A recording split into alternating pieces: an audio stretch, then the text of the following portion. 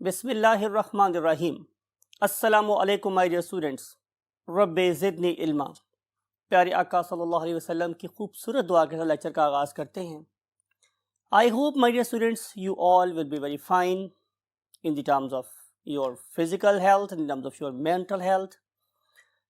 You know we have started chapter number 22 और आज हम पढ़ने वाले हैं उसका लेक्चर नंबर 2। आपको याद होगा हमने लास्ट टाइम जीन पूल की बात की थी, राइट? और आज हम उससे नेक्स्ट टॉपिक को स्टार्ट करेंगे and that is regarding Mendel's laws of inheritance. पहले हम कुछ इंपॉर्टेंट डेफिनेशंस लिखेंगे, समझेंगे, अंडरस्टैंड करेंगे और उसके बाद फिर हम लोग आपके बुक के टॉपिक पर वापस आएंगे। आई want to lay a very strong foundation to understand the how we can make crosses, how we can write different attributes of this particular cross, right? So let's move to the whiteboard. Yes my dear students, chapter number 22 lecture number 2 topic का नाम है laws of inheritance.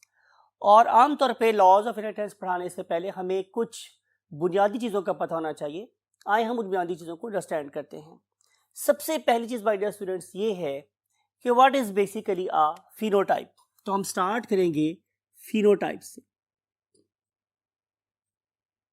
और मुझे याद है कि हमने lecture number 1 में फिनोटाइप को डिस्कस किया था। मैंने आपको फिनोटाइप का एक और नाम बताया था और वो नाम क्या था? फोटोटाइप।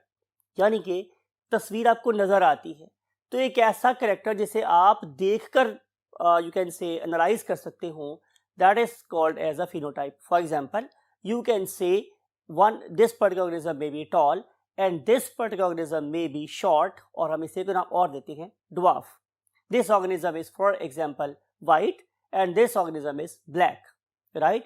This particular stem has got a smooth stem and this particular plant has got a pricky stem, right? This plant has got what? Broad leaves and this particular plant has got small and narrow leaves.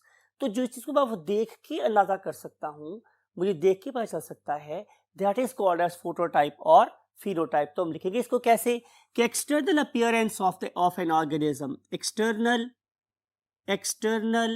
Appearance, external appearance of an organism is called phenotype, right? अब जरूरी नहीं है कि हम यहां पर किसी organism की ही बात कर रहे हो। मुमकिन है मैं किसी ऑर्गेनिज्म के अंदर किसी ऑर्गन की बात कर रहा हूं। मुमकिन है कि मैंने स्टमक के साइज को स्टडी करना हो। मुमकिन है मैंने इस पर्टिकुलर ऑर्गेनिज्म के विलाई के साइज को कंपेयर करना हो। मुमकिन है मैंने इस ऑर्गेनिज्म के अंदर पाए जाने वाले क्या कहते हैं सेल्स की को स्टडी करना हो। लेकिन इन सब चीज़ों को मैं देखूंगा, सेल बड़ा है या सेल छोटा है, सेल नॉर्मल है या सेल एबनॉर्मल है, ये सब चीज़ें मुझे ऑब्जर्वेशन से पता चलेगी। इसलिए मैं इसे क्या नाम देता हूँ? फिनोटाइप का। So external appearance of an organism, of a tissue, of an organ, of a cell, it is called as what? Phenotype. तो यहाँ पे जो सबसे इंपॉर्टेंट वर्ड है वो क्या है? External appearance. अब हम चलते हैं पॉइंट नंबर 2 पे। पॉइंट नंबर 2 मेरे पास क्या है स्टूडेंट्स? जीनोटाइप। जीनोटाइप। अब जीनोटाइप क्या है? Genetic makeup of an organism, genetic makeup of an organism. किसी भी ऑर्गेनिज्म का जेनेटिक मेकअप क्या है? याद रखने वाली बात यह है कि हम मेंडल के लॉज ऑफ इनहेरिटेंस की बात कर रहे हैं तो हम मेंडल के पैराई में या मेंडल के अंदाज से ही सोचेंगे। तो उसके लिहाज से जेनेटिक मेकअप क्या हो सकता था? 2 तरह का हो सकता था। फॉर एग्जांपल हम बात कर लेते हैं कि it may be for example capital T और it may be small T और it may be capital T small T, right? यानी कि अगर हम हाइट या कैरेक्टर की बात करें, हाइट की बात करेंगे तो हाइट मैं लास्ट में डिस्कस किया था आप लोगों से कि ये मुझे बता रहा है, ये डिपेक्ट कर रहा है कि इस ऑर्गेनिज्म के फादर भी टॉल हैं और मदर भी टॉल हैं। तो जाहिर है ये वाला ऑर्गेनिज्म क्या होगा? टॉल। लेकिन अगर मैं इसकी बात करूं तो इसके फादर भी ड्वार्फ हैं, इसकी मदर भी ड्वार्फ हैं, तो उसके रिजल्ट में ऑर्गेनिज्म कैसा होगा? छोटे कद का होगा। अगर मैं इसकी बात करूंगा तो एक ऑर्गेनिज्म मीन फादर या मदर में से कोई एक टॉल है और या फादर और मदर में से कोई एक क्या है? ड्वार्फ है। ऑर्गेनिज्म कैसा होगा? Capital T small T. अब इस वाले केस में कि एक ऐसा ऑर्गेनिज्म जिसमें दोनों जीन्स एक ही तरह के हैं, दोनों जीन्स एक ही तरह के हैं, इसे हम नाम देते हैं क्या? होमोजाइगस। क्या नाम देते हैं हम लोग? होमोजाइगस। और एक ऐसा ऑर्गेनिज्म जिसमें दोनों जीन्स डिफरेंट हैं, it is called as what? Heterozygous. Heterozygous. आइए इसकी डेफिनेशन लिखते हैं। So first of all, what is meant by homozygous? homozygous organism having both alleles और alleles जो मर्जी बोले आप लोग, is known as having both alleles alike। alike का मतलब होता है एक जैसे। alike का मतलब क्या होता है हमारे स्टूडेंट्स? एक जैसे। तो एक ऐसा ऑर्गेनिज्म जिसके अंदर दोनों जीन्स एक ही जैसे हों, is known as homozygous, right. And what is the other type? Other type is known as heterozygous. तो लिखते हैं what is meant by heterozygous? Hetero और heterozygous organism having different alleles। आपको क्वेश्चन दिया था अलील क्या होती है? Different allele for a gene is known as heterozygous, is known as heterozygous। अगर मैं आपसे ये बोलूं कि इसकी क्या मिसाल है तो आप कहेंगे इसकी मिसाल है कैपिटल टी दोनों जीन सेम है, स्मॉल टी दोनों जीन सेम हैं। जब दोनों जीन सेम होंगे तो हम क्या बोलेंगे? Homo, right. Capital T slash small T ये क्या है? दोनों सेम हैं, इसलिए कहलाएंगे क्या? होमोजाइगस। और अगर मैं इस तरफ की बात करूंगा तो यू नो वेरी वेल कि इससे एग्जांपल है ये वाला organism capital T small T, because both genes are different. One parent is giving capital T and other parent is giving small T. तो जब दोनों जीन्स डिफरेंट होंगे तो ऑर्गेनिज्म क्या बनेगा? Capital T small T. जब डिफरेंट होंगे तो हम वर्ड यूज करते हैं हेट्रो। आपको पता है वैसे भी बहुत पढ़े आप लोगों ने, हेट्रो का होता है अदर, दूसरी टाइप का जीन भी हो, राइट। हेट्रो का मतलब होता है अदर्स। तो इसमें दूसरी टाइप का, अदर को ना दूसरे, तो दूसरी टाइप का जीन भी अगर है तो उसे क्या बोलेंगे? Heterozygous organism. Now we want to write the definition known as somatic cell. What is meant by somatic cells?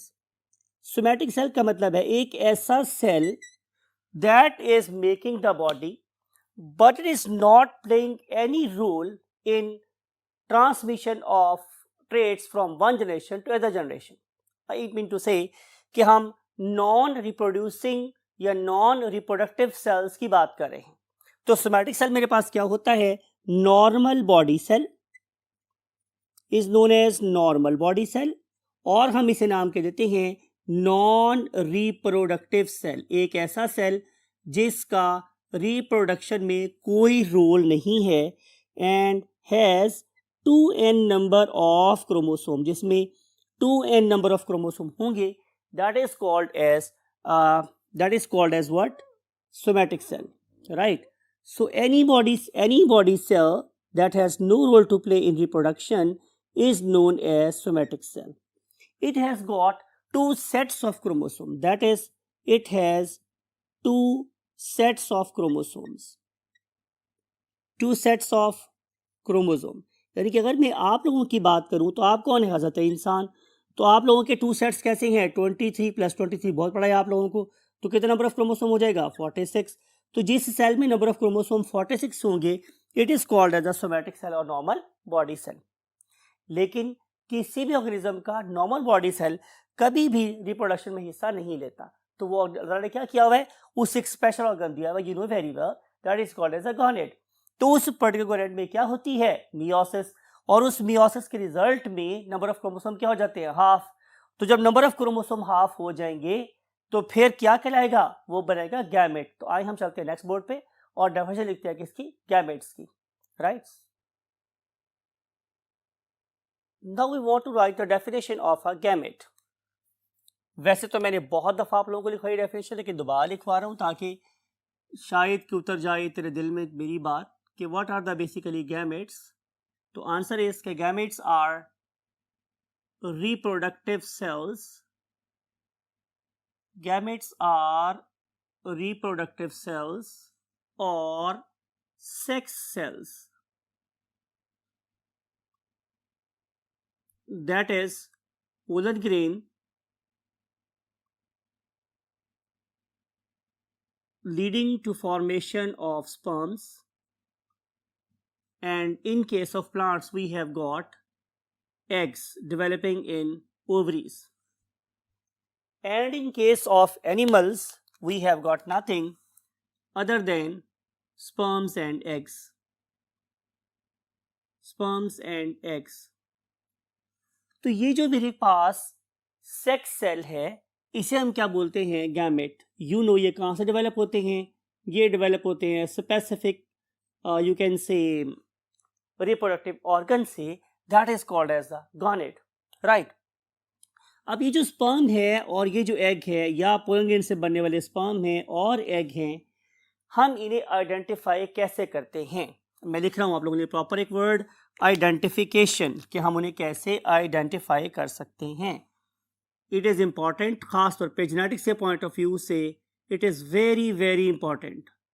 तो they can be identified by half number of chromosomes, half number of chromosomes. मिसाल के तौर पे कि अगर किसी जगह पे लिखा हुआ है कैपिटल टी, क्या लिखा हुआ है स्टूडेंट्स, कैपिटल टी, तो इसमें 2 कैरेक्टर लिखे गए हैं, तो जाहिर है ये 2 का मतलब क्या होगा कि ये 2n है।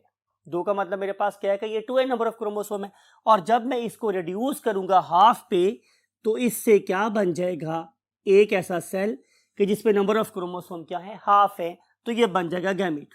तो पहली बात तो ये हुई कि जितने भी नंबर ऑफ क्रोमोसोम होंगे मेरे पास, for example capital T, capital Y, तो अब कितने हो गए, 4, तो 4 का हाफ क्या होगा, 2, तो अब इसका हाफ मेरे पास कैसे बनेगा, कैपिटल टी और कैपिटल वाई, यानी कि कैपिटल टी इससे आएगा और कैपिटल वाई में से एक यहाँ आ जाएगा और इस रिजल्ट में एक सेल बन जाएगा, that is called as nothing other than gamete. तो इसका मतलब ये होगा माय डियर स्टूडेंट्स कि जितने भी number of chromosome somatic cells में होंगे उनका हाफ नंबर ऑफ क्रोमोसोम किस पे प्रेजेंट होगा, सेक्स सेल में। अगर फॉर एग्जाम्पल लिख देता हूं मैं capital T, capital Y, capital R, तो इन 6 का हाफ क्या होगा, 3, तो ये बन जाएगा capital T, capital Y, capital R, right. तो नजर आ गया आप लोगों को कि सोमैटिक सेल में नंबर ऑफ क्रोमोसोम कितने हो जाते हैं, डबल, और जो हमारे गैमेट्स हैं, गैमेट्स में नंबर ऑफ क्रोमोसोम कितने हो जाते हैं, हाफ। 2 का हाफ क्या है, 1, 4 का हाफ क्या है, 2, 6 का हाफ क्या है, 3। तो एक तो पहचान मेरे पास ये हुई। दूसरी सबसे अहम पहचान जिसे जेनेटिक्स में इंटरनेशनली यूनिफॉर्मली फॉलो किया जाता है वो क्या है कि हमेशा हम गैमेट के बाहर सर्कल लगाते हैं। आपको फोकस बढ़ाने के लिए आप लोगों का मैं प्रॉपर इनके बाहर सर्कल लगा रहा हूं ताकि आप लोगों को चीज ना भूले। अगर आप गैमेट ड्रॉ कर रही हैं लेकिन आप उसे बाहर सर्कल नहीं लगा रहे, इसका मतलब है कि आप एक बड़ा वाइटल नंबर लूज कर रहे हैं। सो आपने इस सर्कल के ऊपर आपको रीइंफोर्स करने के लिए मैंने स्टार भी बना दिया है कि सर्कल लगाना इस पर्टिकुलर जगह पे बहुत ही ज्यादा इंपॉर्टेंट एक्टिविटी है। तो नंबर ऑफ क्रोमोसोम हाफ होना जरूरी है और उसके ऊपर क्या होना जरूरी है, सर्कल इज वेरी इंपॉर्टेंट। तो gamete can be identified by 2 things. Number 1, by reduced number of chromosome, and number 2, by the presence of circles. Right? तो ये दोनों बातें आपको पता होनी चाहिए। फिर हम चलते हैं नेक्स्ट डेफिनेशन की तरफ, and that is called as P1. What is meant by the P1? It stands for first parental generation. First parental generation, इसका क्या मतलब होगा मेरे पास, यानी कि एक ऐसा कपल, चाहे वो प्लांट्स का था या वो एनिमल्स का था या वो ह्यूमंस का था, जिसको मैंने फर्स्ट टाइम स्टडी कर रहा हूं और जहां से मैं अपनी जेनेटिक्स स्टडी को शुरू कर रहा हूं, that is called as first filial generation. For example कि मैंने क्या किया कि मैंने आप लोगों के परदादा से कोई कैरेक्टर स्टडी करना शुरू किया। फॉर एग्जांपल मैंने ये देखा कि आपके परदादा की हाइट कितनी थी, फिर मैंने ये देखा कि आपकी दादा की हाइट कितनी थी, फिर मैंने देखा कि आपके फादर की हाइट कितनी है, फिर मैंने देखा कि आपकी हाइट कितनी है। तो मैंने अपनी स्टडी को शुरू किया आपके सुपर ग्रैंडफादर से, आपके परदादा से। तो वो जो ऑर्गेनिज्म होगा जहां से मैंने अपनी स्टडी को शुरू किया है, that is called as the P1।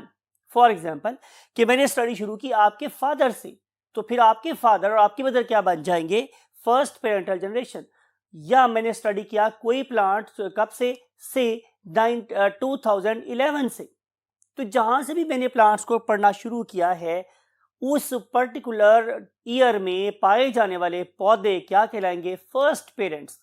तो कॉन्सेप्ट ये हुआ कि जहां से आप अपनी जेनेटिक्स स्टडी को शुरू करोगे, चाहे वो किसी डिजीज की है, चाहे वो किसी डीएनए की है, चाहे वो किसी प्रोटीन की है, चाहे वो किसी मॉलिक्यूल की है, तो जहां से आपने स्टडी को शुरू किया है, that is called as a P1।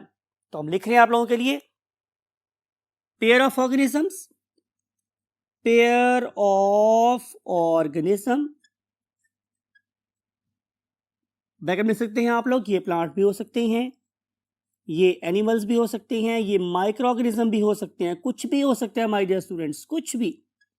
तो जिस पर्टिकुलर ऑर्गेनिज्म को आपने सिलेक्ट किया है, selected for the beginning, beginning क्या होता है, आगाज के लिए, for the beginning of a genetic research और genetic study is called as P1, is called as P1, right? आगे हम चलते हैं, अब हम देखेंगे what is basically F1। F1 का मतलब होता है, अगर आप उर्दू की बात करेंगे तो उर्दू में हम बोलते हैं लफ्ज अहलो अयाल। फॉर एग्जाम्पल आपके फादर का नाम वट एवर मिस्टर एक्स, साथ लिखते हैं हम लोग कार्ड के ऊपर विद फैमिली, राइट? तो उसको हम पहले उर्दू में कैसे लिखते थे, अब तो फैशन ही खत्म हो गया उर्दू में कार्ड लिखने का, तो लिखते थे व्हाट इज मिस्टर एक्स बिमा अहलो अयाल। अब जो अहल है वो होती थी उसकी बेगम, बुड्ढी, वाइफ, और अयाल क्या होते थे, बच्चे। अगर आप उर्दू मीडियम से पढ़ के आए तो आपको पता हो, यहां लिखा होगा पहली अयाली नस्ल, यानी कि बच्चों की पहली नस्ल, राइट? उर्दू में लिखते थे हम लोग कैसे, पहली, ठीक है, अयाली नस्ल। इंग्लिश में लिखते थे हम लोग first filial generation, first filial generation. यानी कि अगर मैंने स्टडी को शुरू किया था आपके सुपर ग्रैंडफादर से, तो फिर उनके बच्चे मींस आपके ग्रैंडफादर, वो क्या कहलाएंगे, F1। तो जहां से भी आपने रिसर्च शुरू की, दैट वाज P1, और उनसे जो पहली नस्ल पैदा हुई, that is called as F1, right? और then what will be the F2? F2 is of course second अयाली नस्ल, दूसरी अयाली नस्ल या सेकेंड फीलियल जनरेशन हम इसे बोलेंगे। It is called as the progeny, progeny of F1। ये F1 के बच्चे हैं। अगर मैंने स्टडी कर रहा हूं F3, तो फिर वो क्या होंगे, प्रोजेनी और डिसेंडेंट्स, प्रोजेनी और descendants of F1 and so on, right? तो F2 के बच्चे क्या कहलाएंगे, F3, और F3 के बच्चे क्या कहलाएंगे, जाहिर है F4। कोई मुश्किल बात नहीं है, याद रखने वाली बात यह है, सिर्फ अहम बात यह है कि जहां से आपने रिसर्च शुरू की है, that is called as a P1, और जो उसके बच्चे होंगे वो कहलाएंगे F1। उसके बाद आगे F2 F3 जो चलती ही रहेगी। तो सबसे अहम बात क्या हुई, P1, राइट? आगे हम चलते हैं और देखते हैं कि व्हाट आर अदर पॉसिबिलिटीज। आप लोगों को याद होगा हमने जीनोटाइप की बात की थी, और जीनोटाइप में डिस्कस किया था, what is basically homozygous, what is basically heterozygous. जो हमारे पास हेट्रोजाइगस होता है, हेट्रोजाइगस ऑर्गेनिज्म, जो मेरे पास क्या था, हेट्रोजाइगस ऑर्गेनिज्म, इसके लिए हम कुछ और टर्म्स भी यूज करते हैं। फॉर एग्जाम्पल, प्लांट के बारे में हम उसे हाइब्रिड भी बोल सकते हैं। तो हाइब्रिड होना या हेट्रोजाइगस होना एक ही बात है। सिमिलरली अगर हम इसको स्टडी कर रहे हैं इन the terms of human genetics, तो हम इस हाइब्रिड को एक और टर्म भी यूज करते हैं, that is also called as the carrier. Particularly अगर हम किसी डिजीज की बात कर रहे हैं तो राइट, तो ये कहलाएगी डिफरेंट और चीजें हैं जो कि इससे रिगार्डिंग हम स्टडी कर सकते हैं। अब हम देखते हैं कि what is basically called as a test cross. क्या स्टडी करें हम लोग students, what is basically a test cross. तो टेस्ट क्रॉस क्या होता है, मेरे पास एक ऐसा क्रॉस जो हम किसी भी अपेरेंटली डोमिनेंट ऑर्गेनिज्म का कराते हैं, अपेरेंटली डोमिनेंट ऑर्गेनिज्म का करवाते हैं। किसके साथ, रिसेसिव के साथ। कौन सा recessive, homozygous recessive. Homozygous recessive से कराया गया क्रॉस क्या कहलाता है, टेस्ट क्रॉस। दोबारा देखते हैं, एक ऐसा शख्स, एक ऐसा जानवर, एक ऐसा प्लांट जो मुझे फिनोटिपिकली जाहिरी तौर पर क्या नजर आ रहा है, डोमिनेंट ऑर्गेनिज्म, यानी कि उसके पास कौन सा जीन्स है, डोमिनेंट जीन्स है। लेकिन मैं उन पर्टिकुलर डोमिनेंट जीन्स के बारे में डाउट में हूं कि वेदर ये ऑर्गेनिज्म होमोजाइगस डोमिनेंट है या हेट्रोजाइगस डोमिनेंट है।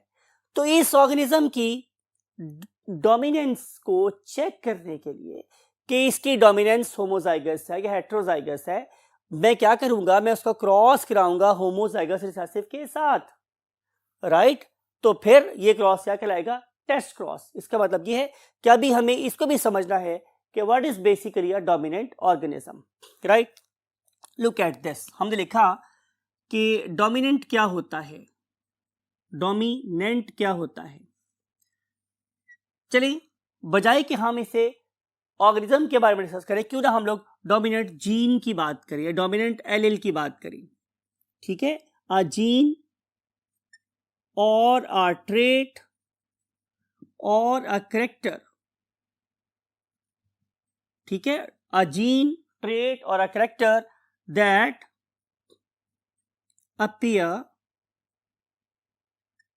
in all generations, it is important, that appear in all generations, ये एक बहुत ही इंपॉर्टेंट बात है, स्टार बात है। एक ऐसा कैरेक्टर, एक ऐसा फीचर या एक ऐसी जीन या एक ऐसा अलील जो अपने आप को हर नस्ल में अपीयर करवाए is called as dominant gene और एलील। दूसरी बात क्या है कि it can mask the effect of other gene.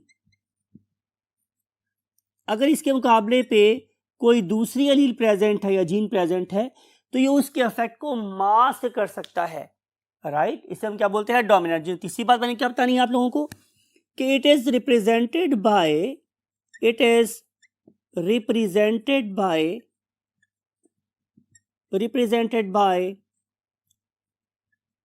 uppercase letter, by an uppercase letter.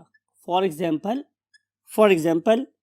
capital T for example, or capital Y or capital R or capital A etc. Right. तो जब भी आप किसी ट्रेट को कैपिटल लेटर में लिखते हो तो इसका मतलब यह है कि वो एक डोमिनेंट जीन है या डोमिनेंट अलील है। बात समझ आ गई आप लोगों को। Now we want to discuss the next thing that is called as recessive trait. What is meant by a recessive trait? Again वही बात है कि सारी बातें जीन के बारे में भी ट्रू है, एलील के बारे में भी ट्रू है या कैरेक्टर ट्रेट के बारे में भी ट्रू है। तो it means the recessive trait is one that do not appear in all generation, all generation, जो सब जनरेशन में अपीयर नहीं होता। ये इसकी पहली खूबी, यानी कि एक ऐसा करेक्टर, मिसाल के तौर पे कि मैंने एक खानदान को स्टडी किया और उसकी मैंने स्टडी की 5 नस्लें फॉर एग्जांपल, तो मैंने देखा कि एक करेक्टर ऐसा है जो 4 नस्लों में अपेयर हुआ है मगर एक नस्ल में अपेयर नहीं हुआ।